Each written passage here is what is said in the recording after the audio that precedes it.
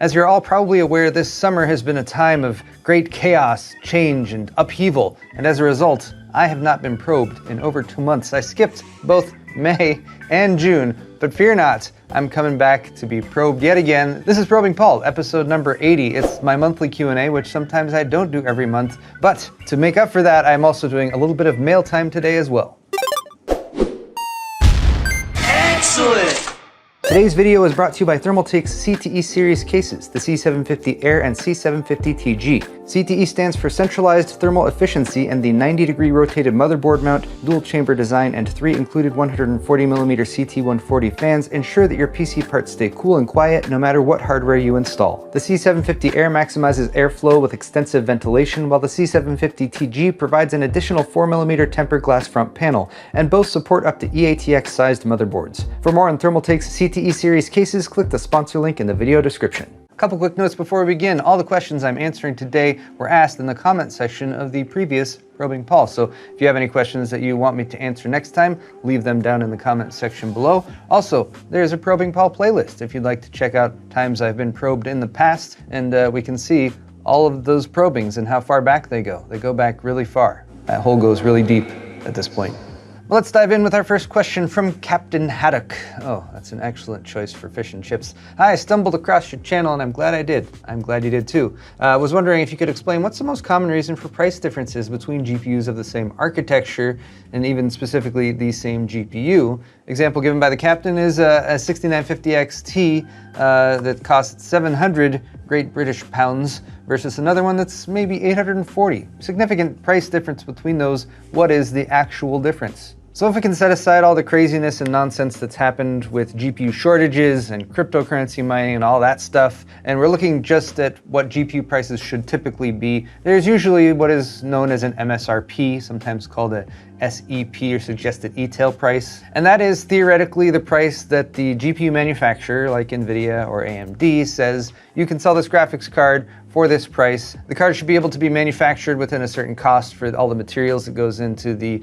PCB and the cooling and everything, and sold to allow the manufacturer to make some level of profit, to allow NVIDIA and AMD to make some level of profit. And historically, those base level cards, the standard MSRP cards, have been known as reference cards or reference models. NVIDIA sort of chucked that out the window or decided to do their own thing when they introduced Founders Edition graphics cards. However many generations ago they decided to do that.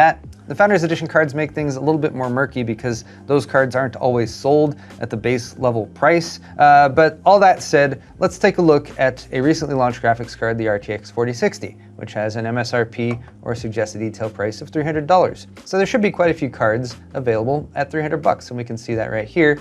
But then they start to creep up, like Gigabyte has this OC edition that they're charging $310 for. And again, in an ideal world, manufacturers, the board partners like Gigabyte and Asus and Zotac have the ability to sort of add value to a graphics card for the consumer and then charge maybe a little bit above the MSRP, maybe 10 or 20 or even 40 or 50 bucks, depending on what's being added. What is being added will often be maybe a bigger cooler with additional fans. That's going to cost a little bit more for the manufacturer to manufacture, and therefore some of that cost is forwarded along to the actual consumer. But if you're talking about a $10 or $20 markup and you're going to get a card that maybe runs a little bit quieter or runs a little bit cooler, and because it runs a little bit cooler, maybe it can overclock a little bit more, and maybe you can get a little bit more performance out of that card, that is a sensible reason to pay a little bit more for a graphics card over that base level MSRP. So if you're looking at a $300 RTX 4060, which you shouldn't, they should cost $250 because it's more like a 4050, but I'm just using this as an example.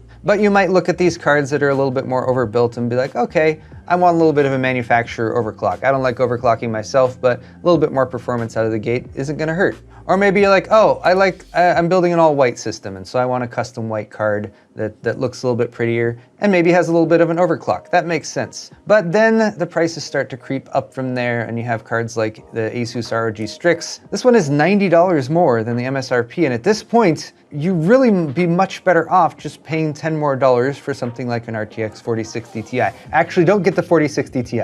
Get like a 6700 XT or something like that. So that's your sensible explanation. In a sensible world, the cards that cost a little bit more are going to have a little bit more value there that makes sense for paying just a little bit more over what you could get for MSRP. But realistically speaking, the core components of any of these graphics cards are going to be the same. They use the same GPU, they use the same memory configuration, and overclocking or an overbuilt cooler is only going to get you so much added performance. It's typically going to be in maybe the 2 to 5% range, perhaps going more towards 5 to 10% if you have a card that overclocks really well, or if you're investing in something like a card that has an all-in-one liquid cooler attached to it that can get you much lower temperatures. However, cards that are overbuilt with an AIO cooler will often cost $100, $150 more than their base level MSRP counterparts. So here's where I think things get a little bit silly and a little bit ridiculous, and I think this is a little bit of the continued effect of the GPU shortage and how much money manufacturers were able to charge for GPUs. Because if you take a look at maybe a little bit more expensive card like the 4070 Ti, we see that the base level cost right now for the cheapest one is about $800. So for $800, you can get 4070 Ti performance with the Gigabyte WindForce card here with a triple slot cooler. How much more value in terms of actual performance is any card that costs more than this going to add? Well, here you have a few options that are maybe $15 or $20 more than that, $15, $20, $40 more than that. And here I'd say again, we're staying within a sensible range. You're not paying that much more percentage-wise over the base cost of the card. You're maybe getting some better RGB lighting, something that matches the aesthetic tastes of your build a little bit better. But I have a feeling that if we keep scrolling down here, we're gonna start to see cards that again, get pretty silly. This one's more than $100 over the base cost of the 4070 Ti right now. This MSI Supreme is $150 more. And again, once you start to get $100 to $150 more over the base cost of the GPU, you're much better off just getting one step higher of a GPU versus just an overbuilt graphics card, like an RTX 4080, for example, might be the step up from here,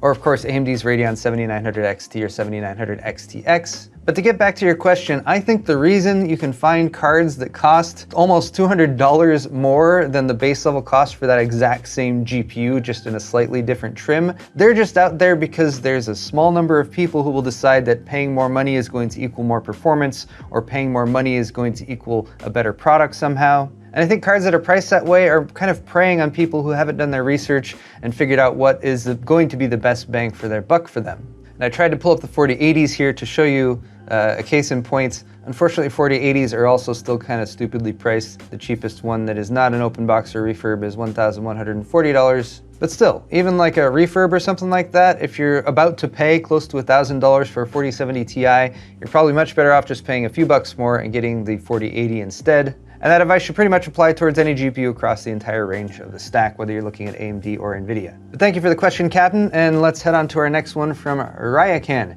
Question: why are reviewers so stuck on reviewing rasterization performance when it comes to video cards over new features such as ray tracing and frame generation? When new technologies come out, such as shaders, physics, etc. in the past, I'm sure these features are taken into account. And you're right, supplemental features beyond core rasterization performance should be taken into account to a certain degree. And you're also right that many reviewers, myself included, when we're looking at the performance of a graphics card, will often focus solely on the rasterization performance without adding stuff, especially on the NVIDIA side, like DLSS 3 features. Frame generation is a big one recently as well.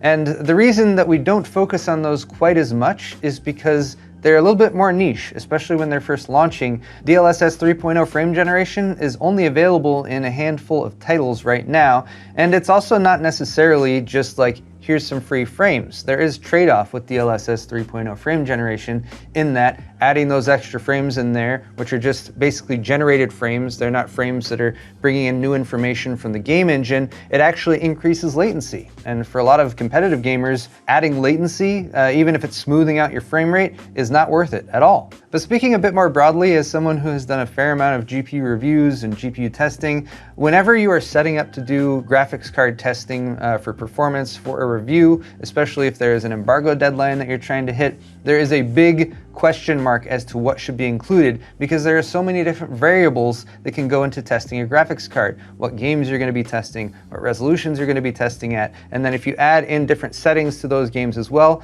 it can quickly and exponentially increase the amount of work that needs to go in to get those tests run across the different graphics cards that you're planning to test and compare against one another.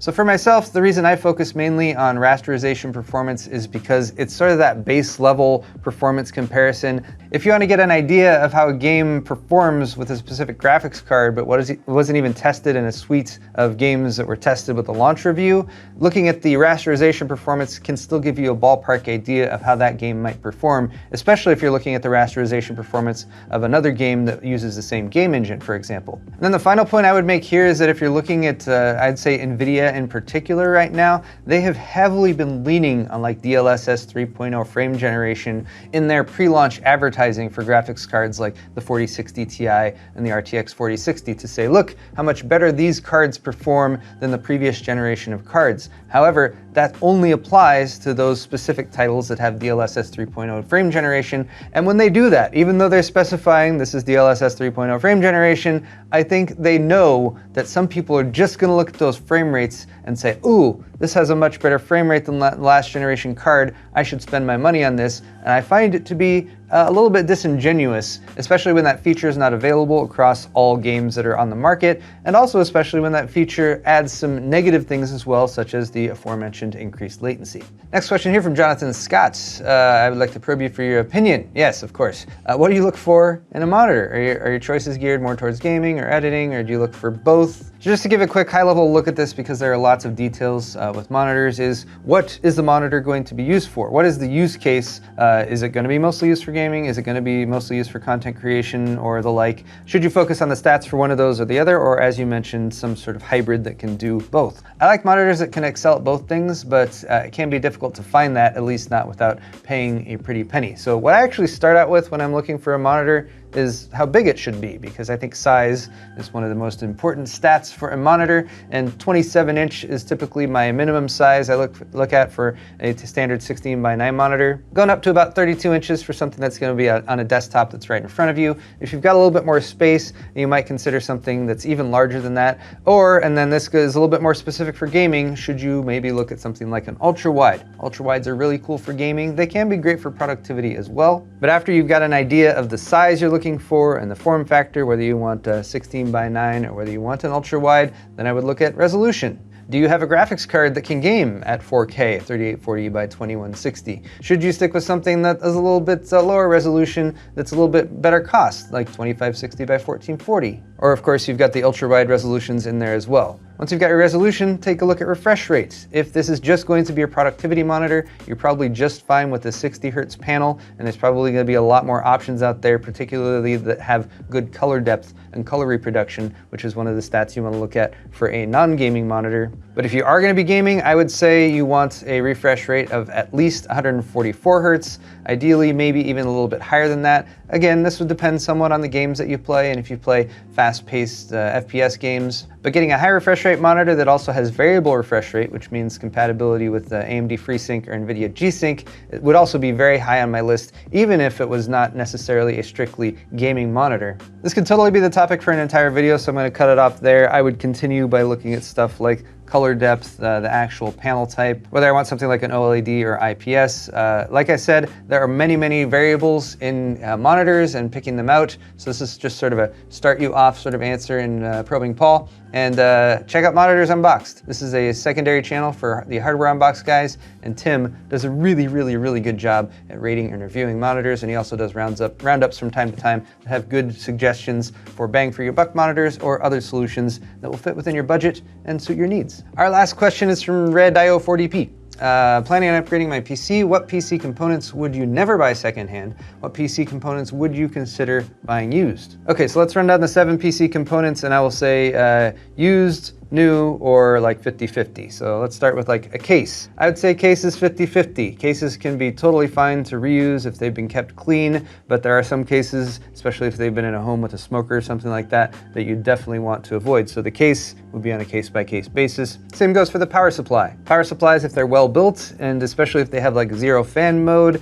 and again, they're in an environment that's relatively free of dust and stuff like that, can work for a really long time, 5 or 10 years plus. But there are also plenty of power supplies that haven't been treated that way, so again, it would be a case-by-case basis for that. Graphics card is next, and this is a bit of a tough one. I would say I would lean towards sticking with new because the graphics card is such a key component in your PC, and having one that's new and fresh that you know hasn't been mistreated or used for GPU mining or something like that is very nice. However, graphics cards are also insanely expensive. The secondary market, the used market, can be a great way to find good deals. So I guess I kind of have to go 50-50 on that one as well. But again, I would lean a little bit more towards the new graphics card just to sort of make sure you don't have to deal with any of the issues that might come up with buying something used. Storage, hard drives, and SSDs. I would say buy those new. SSDs and hard drives will wear out over time.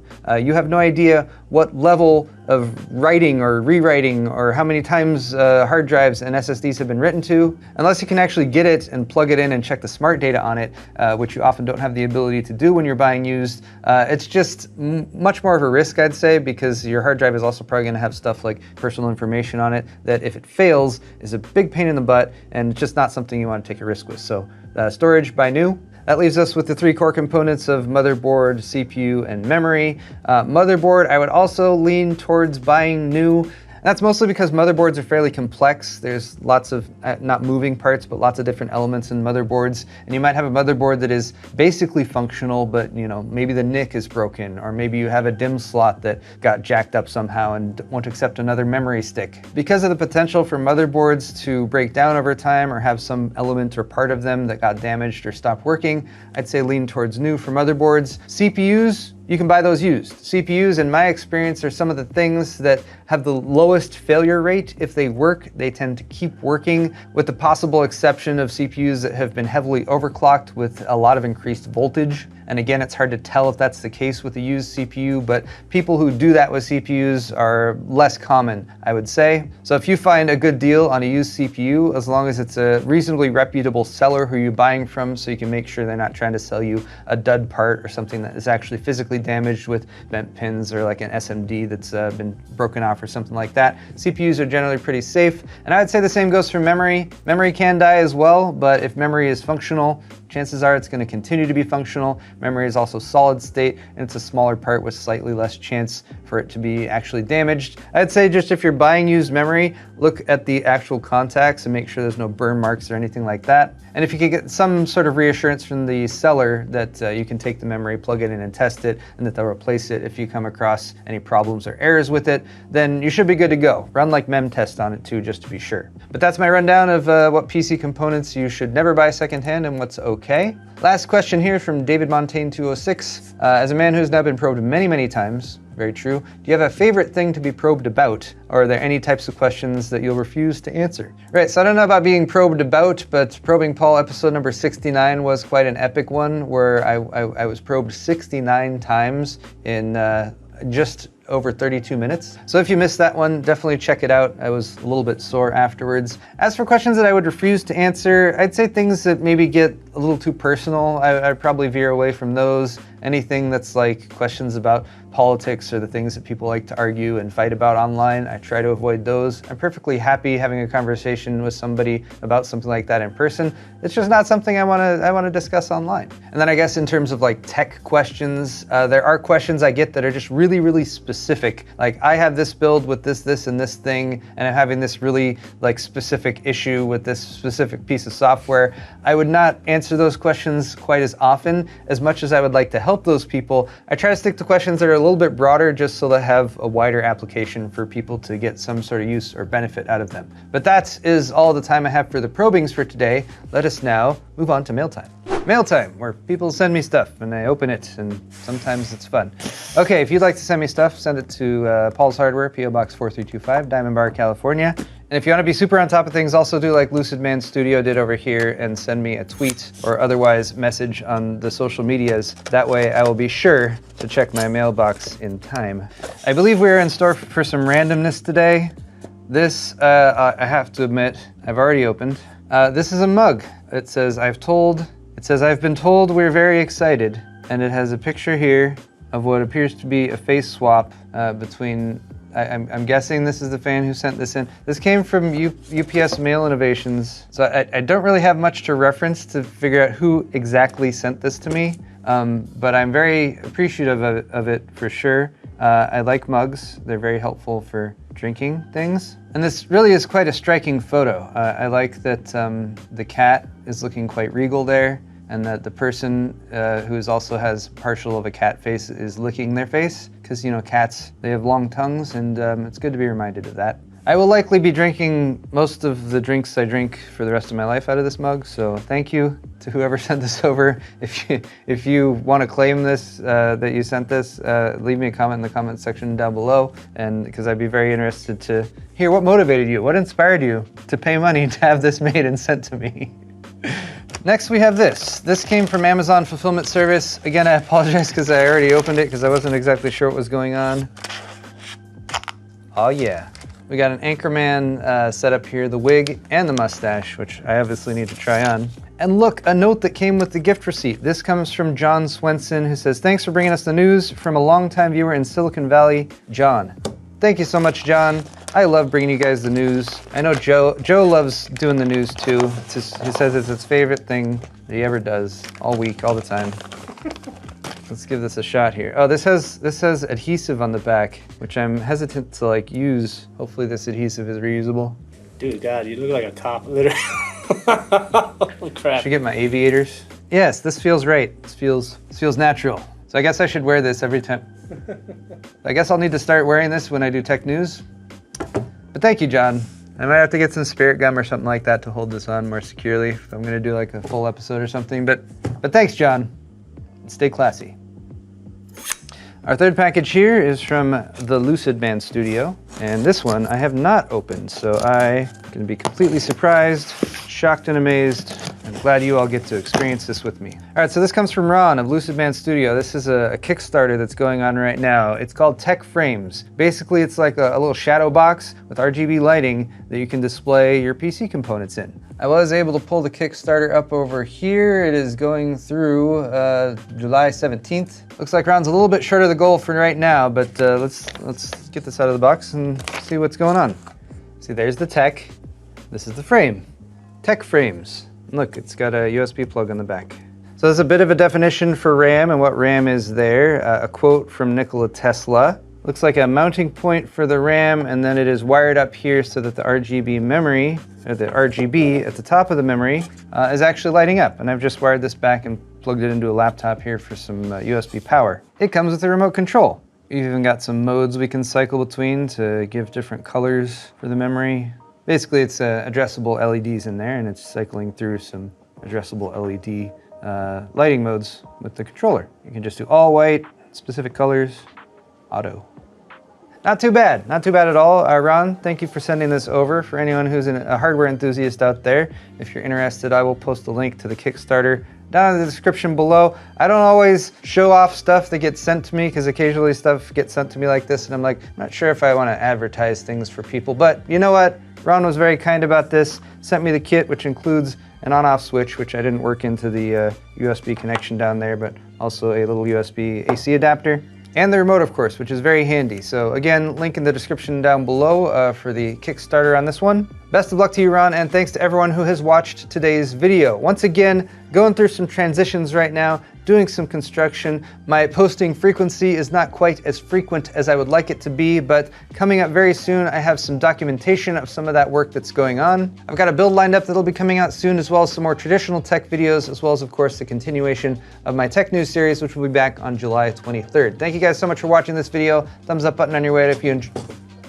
But thank you guys so much for watching this video. You can also find a link to my store in the video description, paulshardware.net, where you can buy shirts, mugs, pint glasses, and all manner of high quality merchandise. If you guys did enjoy this video and want to subscribe to my channel, don't forget to do that too. We'll see you all in the next one.